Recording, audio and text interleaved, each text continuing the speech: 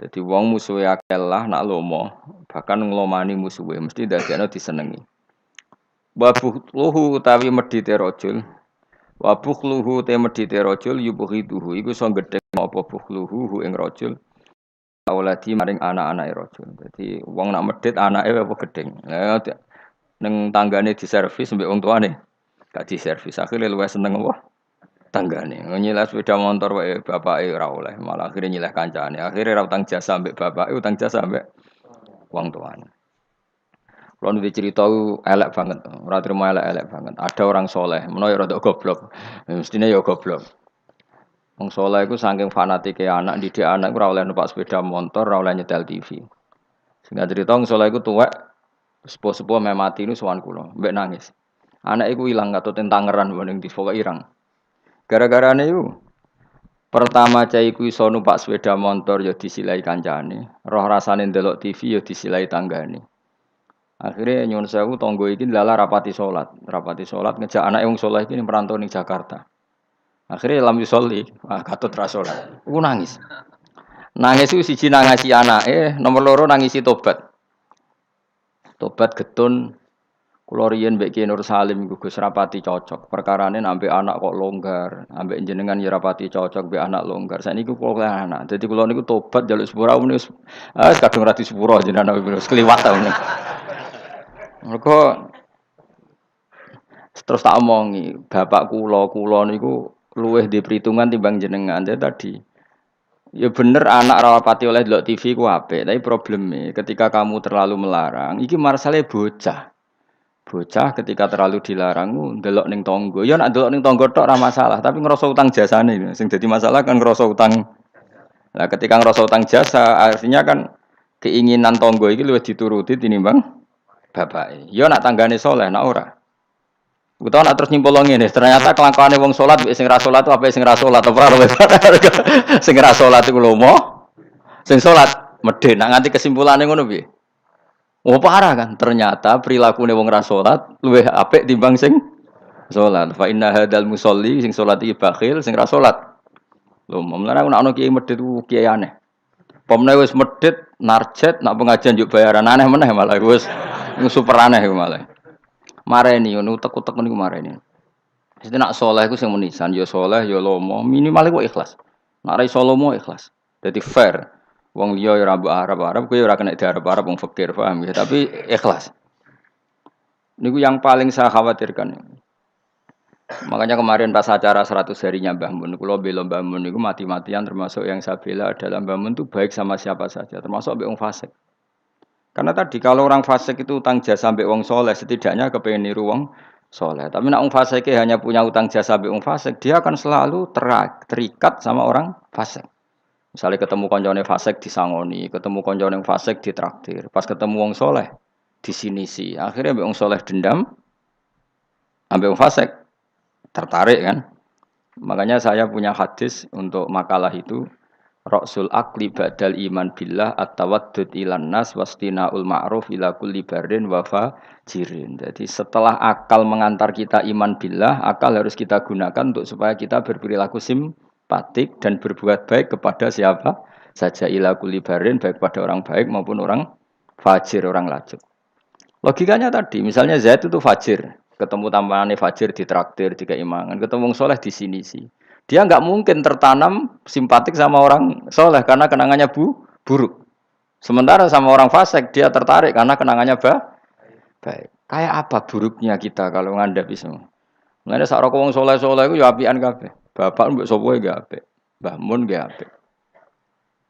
Kita tahu dulu Gus Dur mbek sapa ya sawante ya. Karena tadi ada filosofinya, seperti itu ada ilmunya.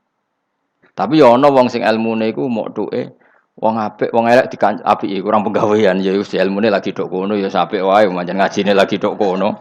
Kapan-kapan diulang meneh. Ditambahi ilmu ya paham tapi mau cerita kira usah tersinggung. Mergo ilmu ya tok kono. Lah ya iku tak naikno kelas maksudnya iku nangis anak ilang mergo lam yusolli wa lam yasum. Kedua yang ngrasa dosa mbek bapak, terutama mbek bapak karena dia orang sepuh. Ya Nur Salim anak tujuh. Saya itu masih ingat betul. Zaman Romusum wong di TV niku kiai pertama di TV nak sarang Mbah Mun nak narukan bapak. Bangun delok TV ya ora isen, kadang lawange dibuka. Tamu ya ora nak bangun delok ning ngali TV. Pas iku kiai delok TV ku JF. Bangun santai. Lawange dibuka delok TV. Dulu ya kiai do eskal cuma wong alim biasa lah do rawani kan biasa kan sing melanggar wong alim kan do rawani. Ya gremeng ya akhirnya dadine gremeng. Biasa long soleh kan tukang gremeng biasa. Tapi orang itu akhirnya sadar karena tadi dia gak diperhitungkan. Iki bocah itu ya selawase bocah. Ketika dikekang delok TV ini wong tuane malah delok ning tonggo. Yang parah adalah dia merasa utang jasa ya mbek tonggo. Pertama numpak sepeda motor ya disilai temannya.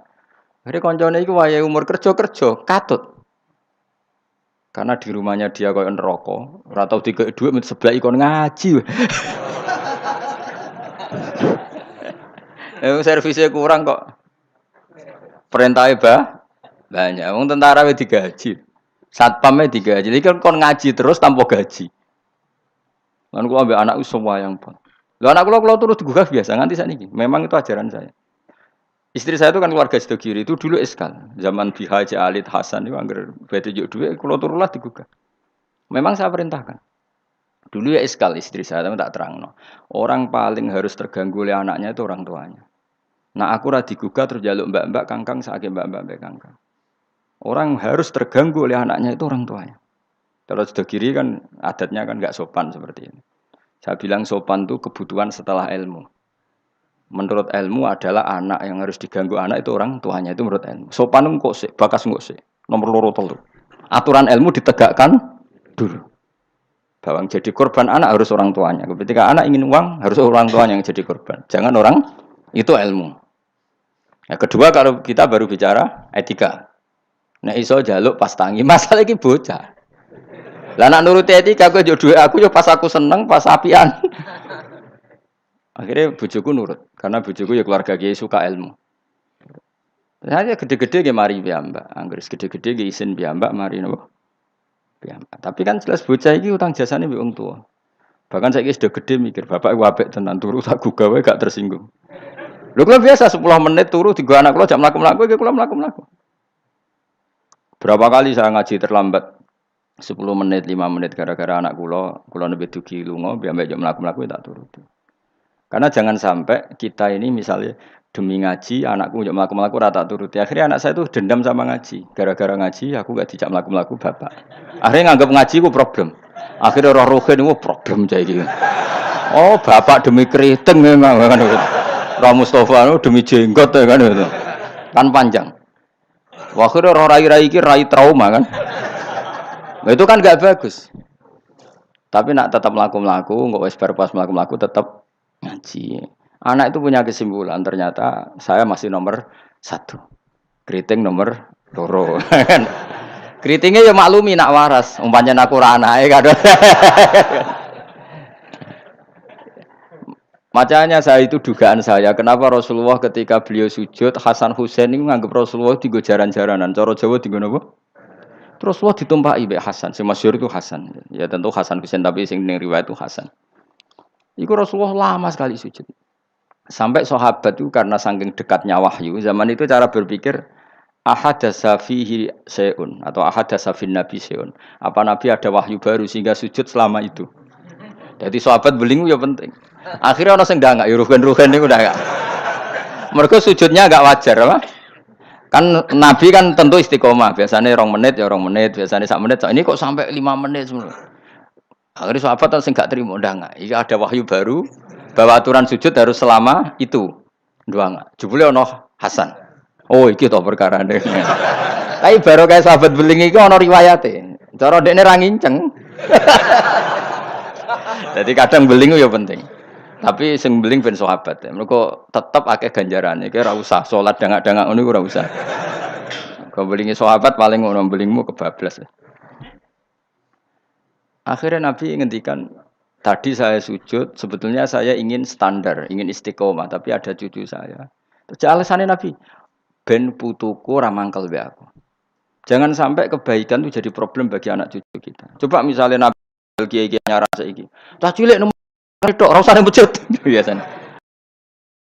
Itu, nek ono cah cilik teko jare karena khotibe tersinggung, pidato ora dirungono. dia momen jadi khotib kan iki. Ngono kok diganggu apa? Biasanya sing ngamuk khotib. Dulu pernah beberapa masjid itu kayak pengumuman anak kecil kan. Iku sing nglawan kula tak tidar kok. Ben dolanan nang masjid. Dolanan ning gerbang malah kowe sampe bingung. Ngrame ya ben ganggu wong khotbah. Gak penting syarat rukun. Secara aku niku wis ra penting wis. Penting wis. Kula Jumatan ora tau meneliti ngono.